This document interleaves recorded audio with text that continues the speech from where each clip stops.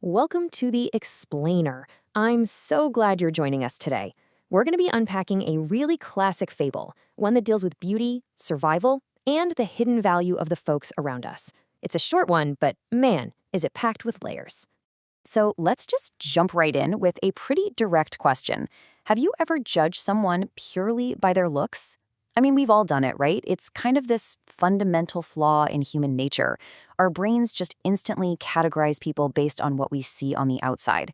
Well, today's source material tackles that exact habit head on. And here we have our source text, a short story published back in 2021 called The Proud Rose. You know, fables like this have been around forever for a reason. They use these really simple setups to reflect our own societal behaviors right back at us. And this specific piece, it just perfectly captures the danger and, honestly, the consequences of making superficial judgments based solely on aesthetics. Let's set the scene with the desert odd couple.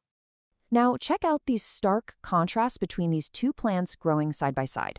We've got the rose, who is, as the text explicitly notes, incredibly proud of her beautiful looks.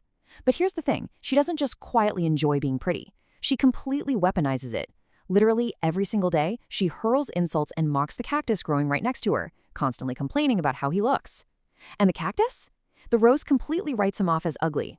Yet his response to this daily barrage of bullying is just to stay quiet. He remains entirely peaceful, totally stoic, and just absorbs the insults without ever retaliating. Now, this toxicity doesn't go unnoticed. The text mentions that other plants nearby actually try to intervene. They try to talk some sense into the rose, hoping to get her to cool it with their relentless bullying. But she is completely blinded by her own vanity. She's so convinced of her inherent superiority just because of her pretty petals that she absolutely refuses to listen. She just keeps on mocking that quiet cactus, totally oblivious to how fragile her situation actually is. But then, everything changes with the scorching summer crisis. A brutal summer rolls in, and the desert becomes absolutely bone dry.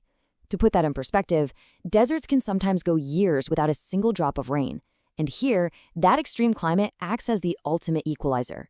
The text notes there is absolutely zero water left for the plants. All the essential resources are just stripped away. And you know what? The drought does not care how beautiful your petals are or how sharp your thorns might be. It's a harsh, unforgiving reality that both the rose and the cactus are now facing together.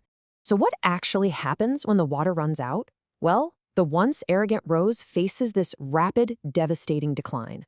Without water, she quickly begins to wilt. Those beautiful petals, the exact same ones she used to justify being so cruel to the cactus, they completely dry up. She loses all her lush, vibrant color. It's literally a complete collapse of her identity. The physical beauty she based her entire self-worth on is just stripped right away by the harsh desert. Things are looking incredibly bleak until we get to an unexpected rescue. This specific sequence of events is absolutely crucial. First, the fading rose looks over and sees a little sparrow dipping its beak right into the cactus to drink some water. Turns out the cactus is a literal reservoir of life. So feeling deeply ashamed of how she acted but completely desperate, the rose actually humbles herself and asks the cactus for water. And then, in what's probably the most profound moment of the whole text, the kind cactus readily agrees to help. There's no spite, no I told you so. The rose is saved entirely by the grace and the hidden utility of the exact plant she was just relentlessly mocking. Thanks to the cactus jumping in with that immediate generosity, both plants actually managed to survive the tough summer. But it's more than just survival. The text points out that they make it through as friends. That shared adversity, combined with the total forgiveness from the cactus, completely bridged the gap between them. They ended up forging a brand new friendship, born out of hardship, rather than superficial appearances. Which brings us right to the moral of the story. And here it is, the central takeaway from the text. Never judge anyone by the way they look. It is a beautifully simple yet profoundly deep truth. Think about it. The rose judged the cactus as completely worthless just because he was rough and didn't have colorful petals. But when it literally came down to life and death, it was the cactus's hidden inner reservoir that saved the day. It's a powerful reminder that a person's inner value, their resilience, their kindness, is often completely unrelated to what they look like on the outside. As we wrap up this explainer, I want to leave you with one final thought to chew on. Who is the quiet cactus you might be misjudging? Think about your workplace, your community, your personal life. Are you maybe letting superficial traits blind you to someone's deep internal value? Take a lesson from the proud rose here. Do not wait for a literal drought to appreciate the life-saving substance of the people around you. Thanks so much for joining me on The Explainer today, and keep seeking the deeper truth behind what you see.